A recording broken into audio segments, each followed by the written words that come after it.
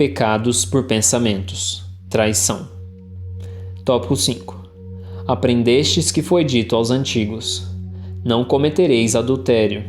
Eu, porém, vos digo que aquele que houver olhado uma mulher com mau desejo para com ela, já em seu coração cometeu adultério com ela. Evangelho de São Mateus, capítulo 5, versículo 27 e 28. A palavra traição não deve absolutamente ser entendida aqui no sentido exclusivo da definição que lhe é própria, porém, num sentido mais geral. Muitas vezes, Jesus a empregou por extensão para designar o mal, o pecado, todo e qualquer pensamento mau, como por exemplo nessa passagem.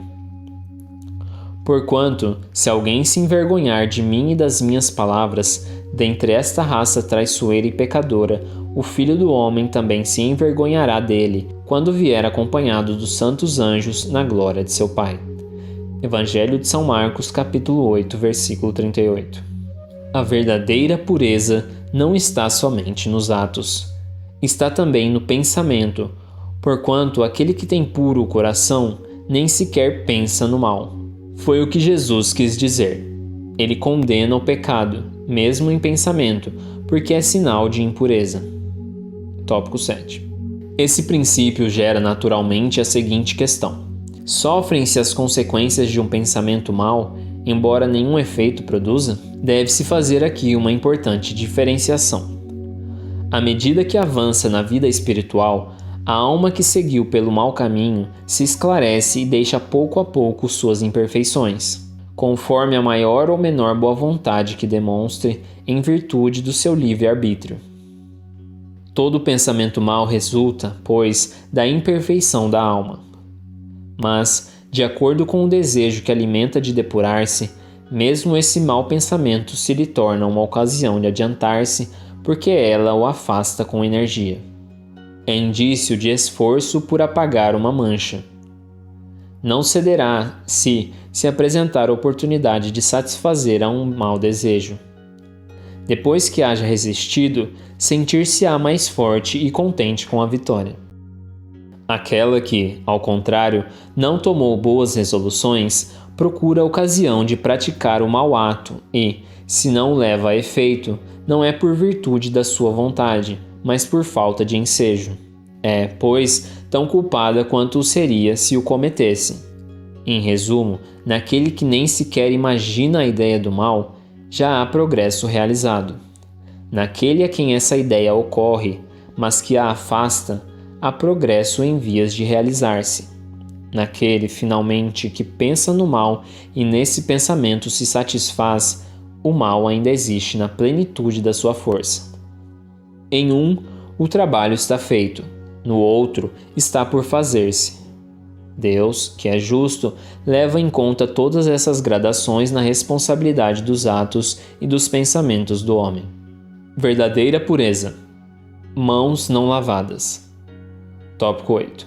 Então os escribas e os fariseus, que tinham vindo de Jerusalém, aproximaram-se de Jesus e lhe disseram: por que violam os teus discípulos a tradição dos antigos, uma vez que não lavam as mãos quando fazem suas refeições? Jesus lhes respondeu: por que violais vós outros o mandamento de Deus para seguir a vossa tradição? Porque Deus pôs este mandamento: honrai a vosso pai e a vossa mãe. E este outro: seja punido de morte aquele que disser a seu pai ou a sua mãe palavras insultantes. E vós outros, no entanto, dizeis: aquele que haja dito a seu pai ou a sua mãe: toda oferenda que faço a Deus vos é proveitosa, satisfazer a lei. Ainda que depois não honre, nem assista a seu pai ou a sua mãe. Tornam assim inútil o mandamento de Deus pela vossa tradição. Hipócritas, bem profetizou de vós Isaías quando disse: este povo me honra de lábios, mas conserva longe de mim o coração. É em vão que me honram ensinando máximas e ordenações humanas. Depois, tendo chamado o povo, disse: escutai e compreendei bem isto. Não é o que entra na boca que desonra o homem. O que sai da boca do homem é que o desonra. O que sai da boca procede do coração, e é o que torna impuro o homem.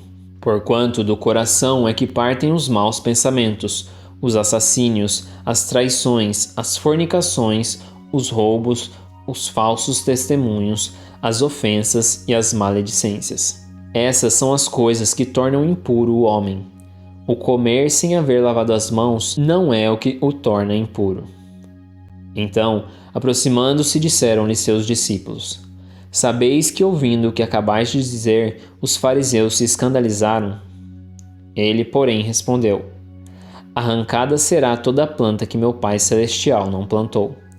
Deixai-os, são cegos que conduzem cegos. Se um cego conduz outro, caem ambos no fosso. Evangelho de São Mateus, capítulo 15, versículo 1 a 20. Tópico 9. Enquanto ele falava, um fariseu lhe pediu que fosse jantar em sua companhia. Jesus foi e sentou-se à mesa. O fariseu entrou então a dizer consigo mesmo: Por que não lavou ele as mãos antes de jantar? Disse-lhe, porém, o Senhor: Vós outros, fariseus, tendes grandes cuidado em limpar o exterior do corpo e do prato. Entretanto, o interior dos vossos corações está cheio de golpes e de crueldades. Insensatos que sois! Aquele que fez o exterior não é o que faz também o interior? Evangelho de São Lucas, capítulo 11, versículo 37 a 40. Você está gostando da leitura? Você tem dúvidas sobre espiritualidade? Você gostaria de ter garantia de aprendizado? Então conheça o curso de espiritualidade no link que está na descrição do vídeo para aprender sobre diversos assuntos do mundo físico e espiritual. Gratidão. Um oferecimento Espíritos de Luz.